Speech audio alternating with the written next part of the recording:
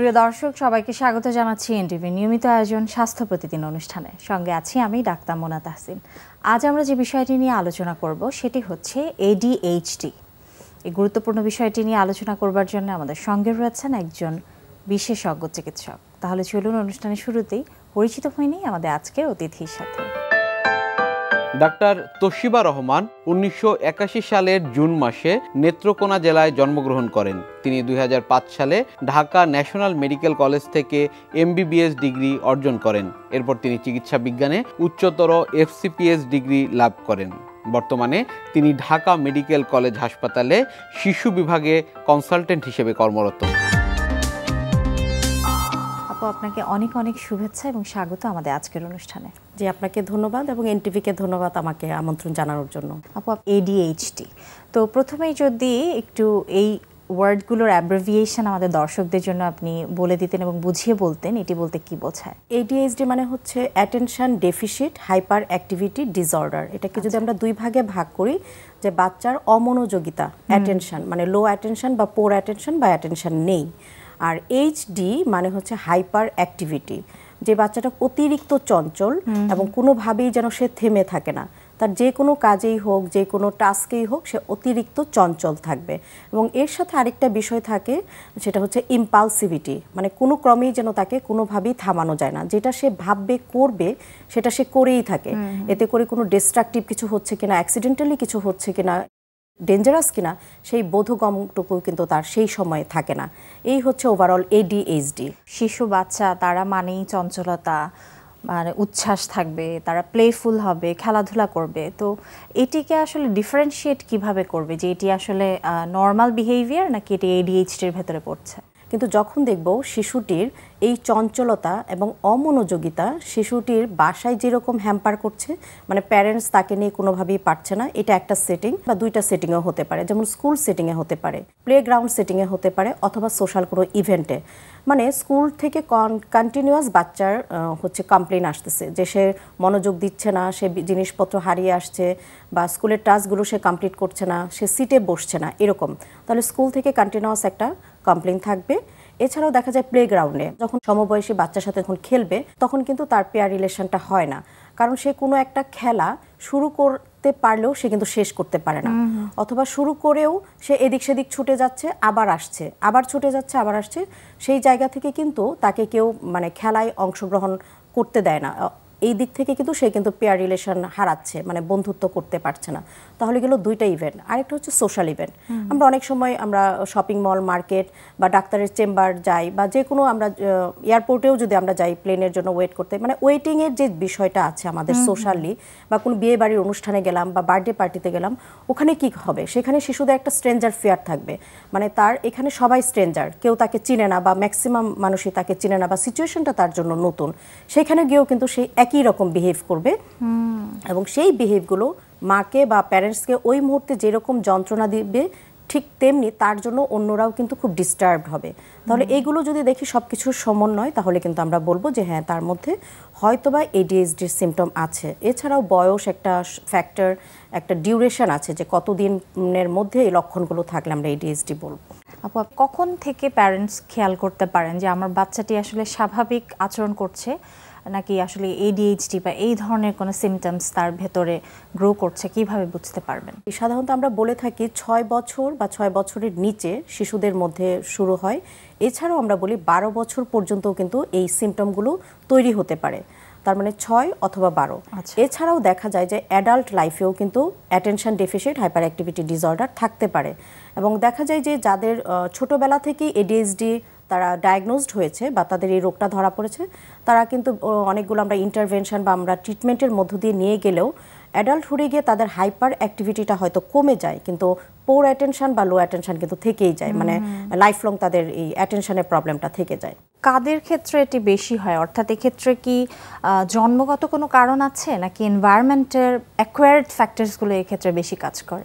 এখানে দেখা গিয়েছে যে সমস্ত শিশুরা জন্মকালীন সময়, গর্ভকালীন যে সময় ডেলিভারি হওয়ার কথা তার আগেই জন্ম নিয়েছে, অর্থাৎ 37 উইকসের আগে, এবং যে সমস্ত বাচ্চারা গর্ভে যেই ওজন নিয়ে জন্ম হওয়ার কথা, কম ওজন সম্পন্ন শিশু, তাদের মধ্যে ছেলে শিশুদের মধ্যে বেশি দেখা যায়। এবং দেখা যায় যে সমস্ত মায়েরা প্রেগনেন্সির সময় একটু অ্যালকোহল অ্যাবিউজ থাকে বা ধূমপানের একটা অভ্যাস থাকে বা ড্রাগ অ্যাবিউজ থাকে, তাদের বেলায় দেখা গিয়েছে একটু বেশি। কারণ এটা পুরোটাই কিন্তু নির্ভর করে আমাদের ব্রেইনে যে কিছু কেমিক্যাল আছে, নিউরো ট্রান্সমিটার বলে, মানে আমি যে কাজটা করব সেটার জন্য কিন্তু একটা সিগন্যাল আসতে হবে আমার ব্রেইন থেকে। সেই সিগন্যালটা কে দেবে? ওই কেমিক্যাল পদার্থগুলো একটা নিউরন থেকে আরেকটা নিউরনে সে সিগন্যাল পৌঁছে দিবে, খবরটা পৌঁছে দিবে যে তোমার এখন এটা করা উচিত। ওই তাদের ওই কেমিক্যাল যে নিউরো ট্রান্সমিটারগুলো আছে ওইগুলোতে তাদের ইমব্যালেন্স থাকে এবং ডোপামিন এটার জন্য দায়ী বলা হয়। এবং এই ডোপামিনের তাদের লো লেভেল থাকে, এই জন্য তাদের ফোকাসিং, অ্যাটেনশন এগুলো থাকে না। যার হাইপার অ্যাক্টিভিটি অতিরিক্ত থাকে সে কিন্তু বুঝতে পারে না কোনটা তার জন্য ডেঞ্জারাস। অনেক সময় কিন্তু খুব অ্যাক্সিডেন্ট, বড় ধরনের অ্যাক্সিডেন্ট নিয়েও কিন্তু শিশুরা আসে, কারণ ওদের ভিতর থেকেই না ওদের কন্ট্রোলটা আসে না, নিজেকেও কন্ট্রোল করতে পারে না, কেউ তাদেরকে কন্ট্রোল করতে পারে না, কারো কমান্ড তারা ফলো করতে পারে না এবং ব্রেন থেকেই তাদের সেই সিগন্যালটা আসে না যে আমার এখন থামতে হবে, কারণ আমি এখন অনেক হয়তো সিঁড়ির অনেক উপরে উঠে গিয়েছি বা আমি রেলিংয়ের এক টেবিল বা আলমারি একটা কর্নারে চলে গিয়েছি, আমি যে কোনো সময় পড়ে যেতে পারি বা আলমারিটা পড়ে যেতে পারে বা আমি যেখানে আছি সেই জিনিসটাও পড়ে যেতে পারে, সাথে সাথে আমি অ্যাক্সিডেন্টালি আমার কোনো ইনজিউর্ড হতে পারে। এই বোধগম্যটা না তাদের থাকে না ওই ইম্পালসিভিটি এবং হাইপার অ্যাক্টিভিটির জন্য। আপু, অনেক সময় দেখা যায় যে আপনি বলছিলেন যে সে যেটা করতে চায় সেই জেদটিকে ধরে রাখা এবং সেটিকে প্রকাশ করার জন্য সে হয়তো দীর্ঘ সময় কান্না করা এবং কান্না করতে করতে একসময় সায়ানোস্ট বা নীল হয়ে যাওয়া, এই ব্যাপারটিকে আপনি কিভাবে বলবেন? আমরা বলি যে ওটা ব্রেথ হোল্ডিং অ্যাটাক, এটা একদম আমাদের ইনফ্যান্ট বয়সে হয়ে থাকে। ওইটা হয় কি, বাচ্চারা যখন যে কোনো কারণে বাচ্চা কিন্তু কান্না করতে পারে, জেদের কারণে হোক বা সে একটা কিছু চাচ্ছে বা তার খিদা লেগেছে, তখন যখন কান্নাটা সে করবে ডিউরিং ইন্সপিরেশন সে কিন্তু হোল্ড করে থাকে, মানে অনেকক্ষণ। হ্যাঁ, আমরা প্যারেন্টসরা বলে যে দম ছাড়ে না, হ্যাঁ, কান্না করার সময় দম ধরে রাখে, ওইটাকে আমরা বলি ব্রেথ হোল্ডিং অ্যাটাক। এটাও কিন্তু এক ধরনের নিউরোলজিক্যাল প্রবলেম। তো এইটা আর এডিএইচডি কিন্তু টোটাল আলাদা, কারণ এডিএইচডির আমি একটা ওয়াইড রেঞ্জ অফ বয়স বলেছি, 6 বছর, আবার 12 বছর, আবার অ্যাডাল্টহুড।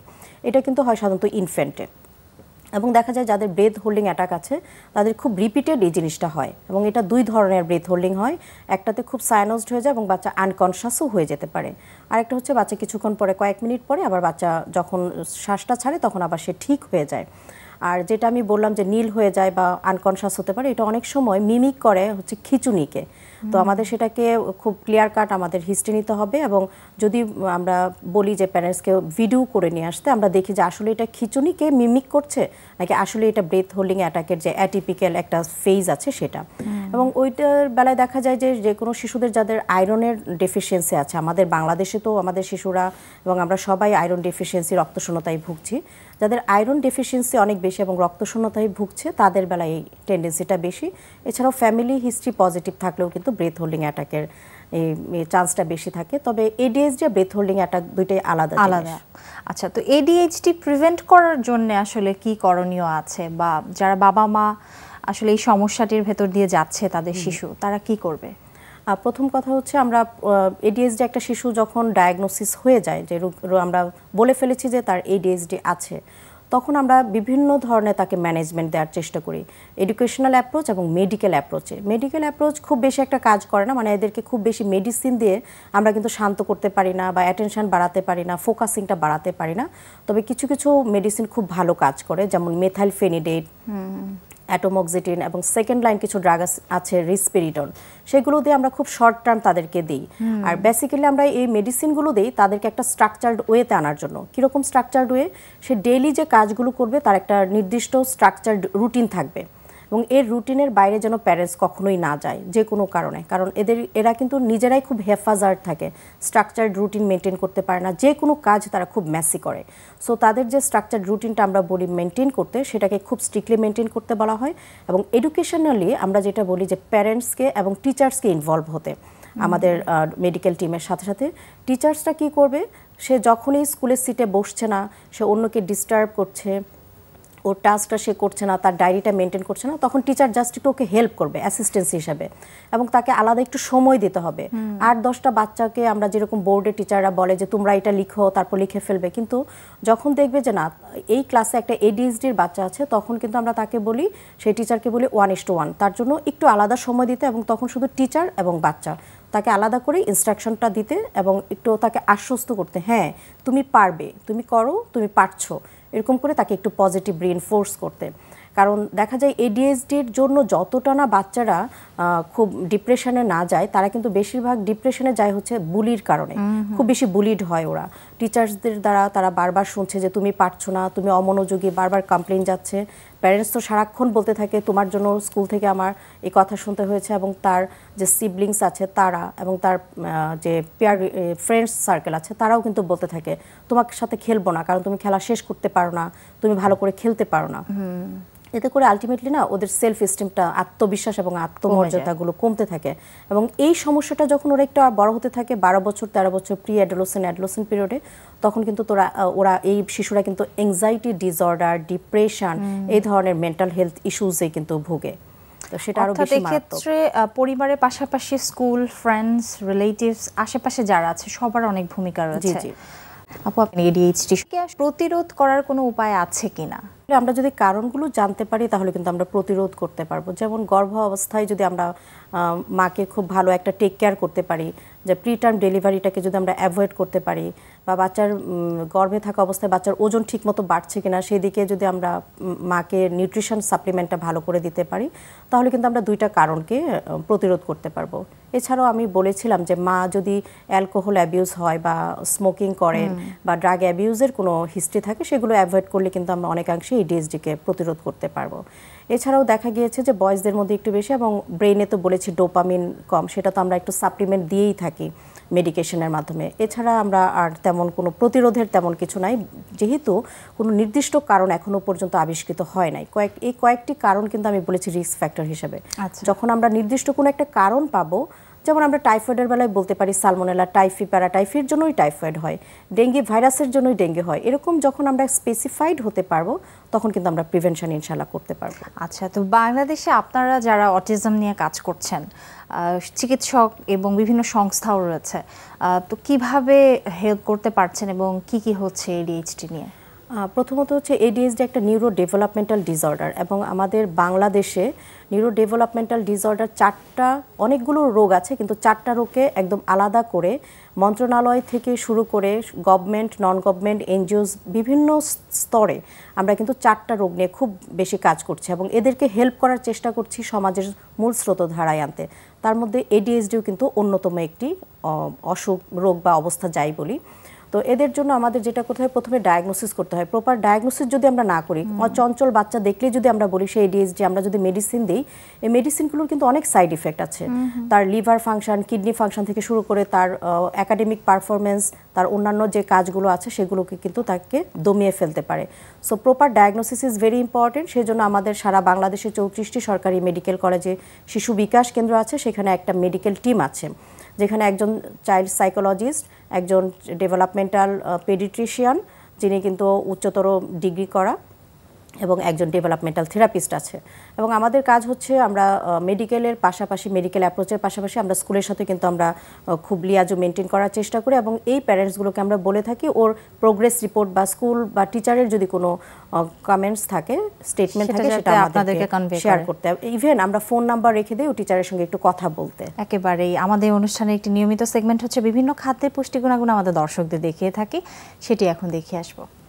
সুপ্রিয় দর্শক, দেখছেন স্বাস্থ্য প্রতিদিন অনুষ্ঠানে। এ পর্যায়ে চলুন দেখে নেই খাদ্যের বিভিন্ন পুষ্টি গুণাগুণ সম্পর্কে আমাদের পুষ্টিবিদের কাছ থেকে। অটিজম একটি মানসিক বিকাশজনিত সমস্যা। স্নায়ুতন্ত্রের অস্বাভাবিকতা ও পরিবর্তনের জন্য এটি হয়ে থাকে। অটিজম হলে শিশুরা ঠিকমতো আই কন্ট্যাক্ট করতে পারে না। দেখা যায় যে বাবা মার সাথে কথা বলছে, অথচ তারা চোখের দিকে তাকিয়ে কথা বলতে পারছে না। অনেকে হয়তো কথা বলতে দেরি হয়, অনেকে হয়তো কথা বলতে পারে কিন্তু ঠিকমতো সেটা এক্সপ্রেস করতে পারে না। আবার দেখা যায় যে অনেকে একরোখা হয়ে থাকে এবং জেদি হয়ে থাকে। বিভিন্ন রকম লক্ষণ এদের মাঝে প্রকাশ পায়, এবং অটিজমে খাবার কিন্তু একটি গুরুত্বপূর্ণ ভূমিকা পালন করে। অটিজমে আক্রান্ত হলে পরিপাকের সমস্যা হয়, তাদের ঠিকমতো হজম হয় না, এবং অ্যালার্জিজনিত বিভিন্ন রকম সমস্যা দেখা দেয়, এবং আমিষ জাতীয় খাবার কিন্তু ঠিকমতো পরিপাক হয় না। যেমন অ্যামাইনো অ্যাসিডের যে শেষ ধাপ, সেটাতে কিন্তু আমিষ খাবারটা অটিজমের অনেক শিশুর ক্ষেত্রে আমিষের শেষ পর্যায়ে যেতে পারে না, সেটা অ্যামাইনো অ্যাসিডে পরিণত না হয়ে পেপটাইড পর্যন্ত থাকে। তখন দেখা যায় যে তাদের কেজিন জাতীয় খাবার বা গ্লুটেন জাতীয় খাবার কিন্তু তারা হজম করতে পারে না। এবং বিভিন্ন রকম রক্তের পরীক্ষার মাধ্যমে যেমন তাদের যদি অ্যালার্জি হয়ে থাকে বা অ্যালার্জিজনিত কোনো সমস্যা থাকে সেটা নির্ধারণ করে কিন্তু তখন খাদ্য তালিকাটা তৈরি করতে হয়। এবং কেজিন যেসব খাবারে আছে যেমন দুধ, এই খাবারগুলি কিন্তু তখন বাদ দিতে হয়। এবং দেখা যায় যে মাছ, মাংস এই খাবারগুলিও কিন্তু তাদের সেইভাবে হিসেব করে দিতে হয়। আর অটিজমে আক্রান্তদের মাঝে কার্বোহাইড্রেট জাতীয় খাবারও কম দিতে হয়, কেননা দেখা যায় যে অধিক চিনি গ্রহণের ফলে তারা কিন্তু বেশি মেজাজি হয়ে থাকে বা দেখা যায় যে বেশি অস্থিরতা তারা দেখায়। কাজেই অটিজম আক্রান্তদের ক্ষেত্রে কার্বোহাইড্রেট জাতীয় খাবারও কিন্তু কম দিতে হবে এবং গ্লুটেন জাতীয় খাবার অনেক ক্ষেত্রে পরিহার করতে হয়। গ্লুটেন রয়েছে গমে, যেমন গমের তৈরি রুটি দেওয়া যাবে না, সেই ক্ষেত্রে কিন্তু আমরা চালের তৈরি আটার রুটি আমরা দিতে পারি। চালের তৈরি যেমন মুড়ি, খই, এই খাবারগুলিও কিন্তু অটিজমে আক্রান্ত শিশুদের আমরা দিতে পারি। আবার কার্বোনেটেড ওয়াটার, যেমন এখানে কিন্তু চিনি রয়েছে, শর্করা যে কম দিতে হবে, কাজে কার্বোনেটেড ওয়াটার, সফট ড্রিঙ্কস অনেক শিশুরাই কিন্তু এটা পছন্দ করে। এই কার্বোনেটেড ওয়াটার গ্রহণ থেকে কিন্তু বিরত থাকতে হবে, বিশেষ করে সফট ড্রিঙ্কস খাওয়া থেকে শিশুদের বিরত রাখতে হবে এবং মিষ্টি জাতীয় খাবারও কিন্তু সেই ক্ষেত্রে পরিহার করতে হবে। এবং তাদের চালের আটার তৈরি খাবার, ভুট্টার তৈরি খাবারও কিন্তু অটিজমে আক্রান্ত শিশুদের দেওয়া যেতে পারে। এবং দেখা যায় যে চিপস খেতে পছন্দ করে শিশুরা, এটা অবশ্যই চিপসটা স্বাস্থ্যকর নয়। চিপসের পরিবর্তে আমরা দেখা যায় যে পপকর্ন কিন্তু শিশুদের দিতে পারি। আর আরেকটি জিনিস খেয়াল রাখতে হবে যে তেলের ক্ষেত্রেও কিন্তু সাবধানতা অবলম্বন করতে হবে, কারণ সয়া প্রোটিন জাতীয় খাবার কিন্তু অটিজমে আক্রান্তদের শিশুদের অনেক শিশুকেই কিন্তু দেওয়া যাবে না। এই ক্ষেত্রে আমরা সয়াবিন তেলও কিন্তু ব্যবহার করতে পারবো না। আমাদের দেশে যে রাইস ব্রান পাওয়া যায় আমরা এই তেলটা ব্যবহার করতে পারি এবং সাধ্যমতো আমরা যদি অলিভ অয়েল যদি পাই আমরা এই সব শিশুদের ক্ষেত্রে আমরা অলিভ অয়েলটাও কিন্তু ব্যবহার করতে পারি। এছাড়াও আমাদের যে সূর্যমুখীর তেল পাওয়া যায় আমরা কিন্তু এই তেলগুলি শিশুদের খাবারে ব্যবহার করতে পারি। তবে যেসব শিশুরা বেশি অস্থির থাকে তাদের ক্ষেত্রে ধীরে ধীরে চিনির পরিমাণটা কিন্তু কমিয়ে দিতে হবে। অনেক ক্ষেত্রে দেখা যায় যে আমাদের দেশে হয়তো সেই রকম প্যাকেটজাত খাবার শিশুদের জন্য তৈরি করা, যেমন অটিজমে আক্রান্ত শিশুদের জন্য তৈরি করা, এই খাবারগুলি হয়তো সেরকম আমরা পাই না বা অ্যাভেলেবেল নয়, যেটা বাইরের দেশে রয়েছে হয়তো দেখা যায় প্রেসক্রাইব করলে সেই খাবারগুলি কিন্তু শিশুদের দেওয়া যায়। আর শিশুদের যেহেতু হজমের সমস্যা হয় কাজেই এই জিনিসটি কিন্তু তাদের খেয়াল করতে হবে, বাবা মাকে অবশ্যই খেয়াল করতে হবে।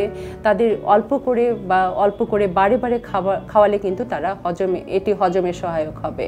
আরেকটি জিনিস হলো যেমন আমরা দুধের পরিবর্তে কিন্তু আলমন্ড দুধ সেটাও কিন্তু শিশুদের দিতে পারি, যেটা অবশ্যই আমাদের অনেক ক্ষেত্রে দেখা যায় যে আমাদের অনেকের পক্ষে সম্ভব না। কাজেই দুধ একদম শিশুদের ক্ষেত্রে যারা কেজিনটা প্রোটিনটা নিতে পারে না তাদের ক্ষেত্রে একদম বাদ দিয়ে দেওয়া হয়। তবে এটি কিন্তু আসলে একবারে কোনো কিছু বাদ দিলে শিশুকে আমরা কি খাওয়াবো সেটা নিয়েও কিন্তু অটিজমে আক্রান্তদের বাবা মা তারা কিন্তু খুব ঝামেলায় পড়ে যান। কাজেই অবশ্যই অটিজমে আক্রান্ত শিশুর রক্ত পরীক্ষা করে তার কোন খাবারে অ্যালার্জি রয়েছে সেই খাবারগুলি কিন্তু অ্যাভয়েড করতে হবে। এবং গদবাঁধাভাবে আমরা দেখা যায় যে অনেক সময় অনেক খাবারই শিশুদের বাদ দিয়ে দিই, এটা কিন্তু কখনোই করা যাবে না, কারণ এক এক শিশুর খাবারের ধরন এক এক রকম, তারা কতটুকু গ্রহণ করবে, তার কি সমস্যা রয়েছে সেটি বিবেচনা করে কিন্তু অটিজমে আক্রান্ত শিশুদের খাবার দিতে হবে। আরেকটি জিনিস খেয়াল রাখতে হবে যে অটিজমে আক্রান্তরা কিন্তু অনেক সময় পেটের সমস্যায় ভুগে থাকেন, কাজে সব কিছু তাদের সেইভাবে দেওয়া যাবে না। আর ভিটামিনস এবং মিনারেলসও কিন্তু ঘাটতি থাকে তাদের, সেই বিষয়টি আমাদের বিবেচনায় রাখতে হবে। এবং অনেক সময় শিশুরা মনোযোগ দিতে বাধা পায়, তারা দিতে পারে না কোনো কাজে বা কোনো পড়াশোনায় মনোযোগ দিতে পারে না, সেই ক্ষেত্রে শিশুটির জন্য আমরা ওমেগা 3 ফ্যাটি অ্যাসিড জাতীয় খাবার, যেটা হচ্ছে বাদামে আমরা পেতে পারি, সামুদ্রিক মাছে পেতে পারি, এটা দিলে কিন্তু দেখা যায় দ্রুত কাজটা করা কিন্তু খুবই সহজ হয়ে যায়। কাজেই ওমেগা 3 সম্পন্ন ফ্যাটি অ্যাসিড জাতীয় খাবার আমরা শিশুদের দিব এবং তাদের দিকে ঠিকভাবে খেয়াল করতে হবে। এবং অটিজমে আক্রান্ত শিশুকে খাবার দিয়ে কিন্তু অনেকটাই সুস্থ করে তোলা যায়। কাজেই একজন ভালো পুষ্টিবিদের পরামর্শ নিয়ে অটিজমে আক্রান্ত শিশুর খাদ্য তালিকা তৈরি করে তাকে যদি দেওয়া হয় এবং তার প্রতি যদি টেক কেয়ার করা হয় তাহলে দেখা যাবে যে অটিজমে আক্রান্ত শিশুটি কিন্তু অনেক ভালো থাকবে, তার মনোযোগ আসবে এবং সে অনেক কিছুই তখন করতে পারবে। আপু, একেবারে অনুষ্ঠানের শেষ পর্যায়ে আছি, যেহেতু এডিএইচডি নিয়ে কথা বলেছি, তো প্রপার ট্রিটমেন্ট এবং গাইডেন্সের মাধ্যমে এই এডিএইচডি থেকে কি আসলে শিশুরা মুক্ত হতে পারে কিনা? এডিএইচডি আমরা খুব আর্লি যদি ডায়াগনোসিস করতে পারি তাহলে কিন্তু আমরা দেখি যে এক একটা বাচ্চা কিন্তু এক এক রকম, কারণ অ্যাটেনশন অনেক বেশি পোর, লো অথবা নো অ্যাটেনশন থাকে, তার বেলায় হয়তো হাইপার অ্যাক্টিভিটি খুব বেশি একটা বদার্ড করছে না। তো সেই ক্ষেত্রে আমরা যদি ডায়াগনোসিসটা খুব আর্লি করতে পারি, আর্লি এজে মানে 6 বছর আগে আর্লি ডেভেলপমেন্টাল পিরিয়ডে করতে পারি, এবং আমরা আমি যে বললাম যে মেডিকেল অ্যাপ্রোচ এবং এডুকেশনাল অ্যাপ্রোচ দুইটা যদি খুব স্ট্রিক্টলি আমরা মেনটেন করতে পারি তাহলে কিন্তু ওদেরকে অ্যাডাল্টহুড পর্যন্ত খুব ভালো নর্মাল লাইফ লিড করতে পারে। যদিও বলা হয় যে অ্যাটেনশন মানে অ্যাডাল্টহুডে গেলেও অ্যাটেনশনটা কিন্তু পোর থাকে, কিন্তু যদি আমরা খুব দেরিতে শনাক্ত করি পরবর্তীতে দেখা যায় যে ওদের আউটকাম খুব একটি বেশি ভালো হয় না। সো খুব দ্রুত শনাক্তকরণ, দ্রুত নির্ণয় এবং খুব দ্রুত যদি আমরা ইন্টারভেনশনগুলো স্টার্ট করতে পারি তাহলে কিন্তু ওরা নর্মাল লাইফ লিড করতে পারে। অনেক অনেক ধন্যবাদ আমাদের অনুষ্ঠানে আসবার জন্য। ধন্যবাদ আপনাকে। সুপ্রিয় দর্শক, এতক্ষণ দেখছিলেন স্বাস্থ্য প্রতিদিন, কথা হচ্ছিল এডিএইচডি নিয়ে। আশা করছি এই গুরুত্বপূর্ণ তথ্য ও পরামর্শগুলো আপনাদের অনেক কাজে আসবে। চলুন এই পর্যায়ে দেখে নেই কি থাকছে আগামী পর্বের স্বাস্থ্য প্রতিদিন অনুষ্ঠানে। নন কমিউনিকেবল ডিজিজ হলো কার্ডিওভাস্কুলার ডিজিজ, যেমন stroke, heart attack, diabetes, COPD, asthma, few types of cancer, some kind of mental disorder, কিছু কিছু আই ডিজিজ, ইএনটি ডিজিজ, এই সবগুলি নন কমিউনিকেবল ডিজিজ। তার মানে হলো, মোদ্দা কথা হলো, যেটা একজন থেকে আরেকজনে ছড়ায় না। বিশ্বের যে কোনো প্রান্ত থেকে যে কোনো সময় আপনাদের প্রিয় অনুষ্ঠান স্বাস্থ্য প্রতিদিন দেখতে ভিজিট করুন আমাদের পূর্ণাঙ্গ ওয়েব পোর্টাল www.ntvbd.com-এ। এছাড়াও এনটিভির জনপ্রিয় সব অনুষ্ঠান ও খবরের আপডেট পেতে ভিজিট করুন আমাদের ইউটিউব ও ভেরিফাইড ফেসবুক পেজে। আজ এখানে বিদায় নিচ্ছি, আবারও দেখা হবে। সে পর্যন্ত সবাই ভালো থাকুন, সুস্থ থাকুন এবং নিরাপদে থাকুন। আল্লাহ হাফেজ।